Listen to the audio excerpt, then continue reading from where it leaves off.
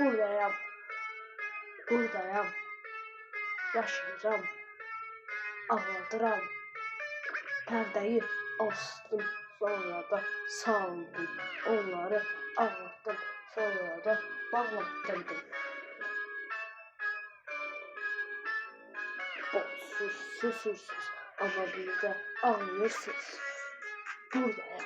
Tuncay Baba burada. Arkamı ağladı. Sonra da bağladı.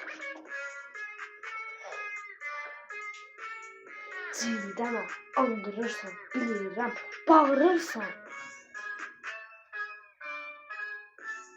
Yeah, flex, flex, flex. Avro flex.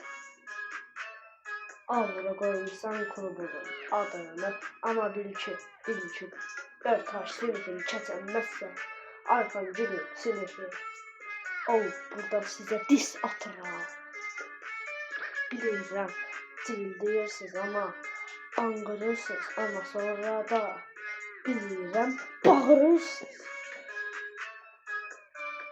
Bağladım sizi kollarınızdan, sonra da ağlattım. Biraz döymək yaxşı gəlməzsə sizə, yoxsa yaxşı gəlməzsə şalvar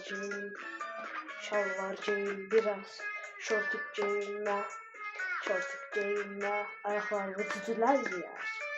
Buradan sənə sözüm olsun, Ayxan, sözüm olsun. Bu haftasını məni keçənmərsən, keçərsən də, qınqırarsan, ağladarsan, ancaq cüzələrini ağlada bilməzsən. Sən məni ağladaram mən səni, hər oyunda. Hey. Sesim oraya gelir mi?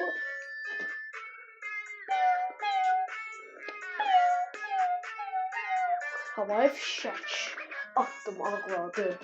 Sonra da andırdı. Ama rəqs edərkən ağladı. Rəqs edərkən bağındı. Bağlarkən açıldı. Sonra da andırdı. Buradayım, Tuncay. Burada ağlayır, ağlayan Ayxandı. Kilitlədim. Sonra da bitlendi. Para şak. Ellerimde para şak. Ellerimde para şak. Ellerimde para şak. Ellerimde para şak.